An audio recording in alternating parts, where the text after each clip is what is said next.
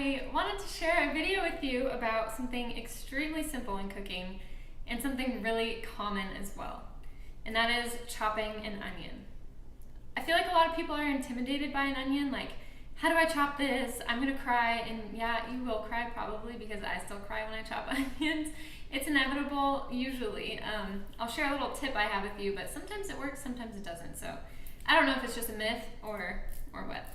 But anyways, knowing how to chop an onion will help you majorly in the kitchen. So I wanted to show you how I chop it. So make sure you take all the stickers off.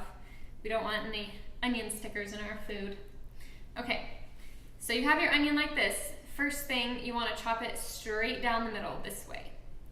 So I like to put a paper towel down because you know how sometimes onions have those stringy hairs on them, and sometimes there's dirt in there.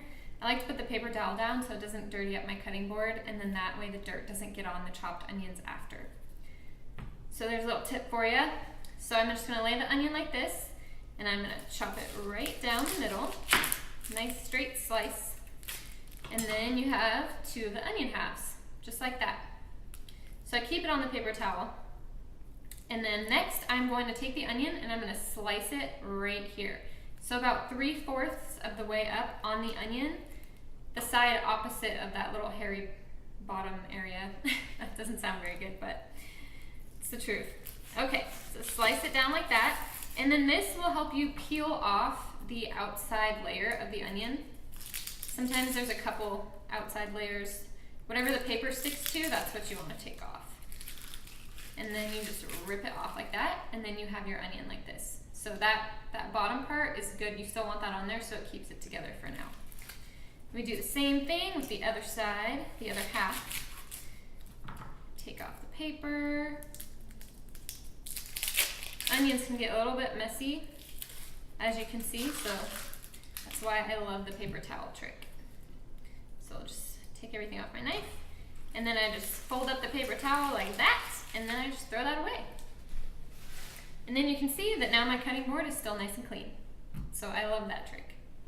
Okay, so now we take the onion, 1/2, and we put it face side down so that it's stable on the cutting board. And what we're gonna do now is we're gonna take it and we're gonna slice it this way about 3 times through the onion. But we don't wanna go all the way through to the other side. We wanna go about 3/4 of the way. So cut it about 3/4, not all the way through.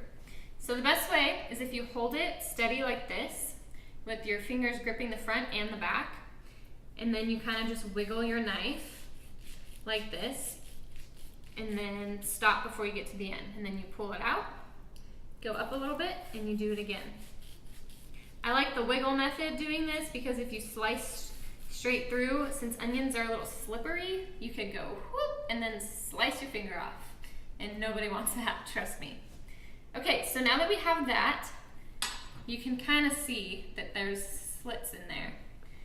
And then we're gonna flip the onion this way, and we're gonna slice it this way. So same thing, we don't wanna cut all the way through, just about 3/4 of the way. So I hold it on both sides, and I just slice until I get all the way down to the bottom, but I'm not cutting all the way through to the end. So just do like a 1/4 inch in between each one. And then go all the way to the end. Perfect. And then what we want to do is we want to flip it back to the side for ease of cutting. And then we want to start chopping. And we just go straight down like this. Straight down again, and then you'll have little fine dices. Go all the way through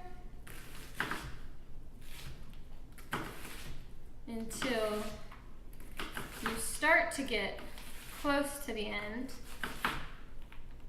and then you're going to flip it, and then you slice a little bit more, so you get all of it that you can off.